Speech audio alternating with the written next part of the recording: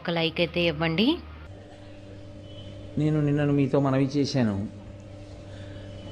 ఒక వాల్మీకము నుండి శ్రీ వెంకటేశ్వరుడు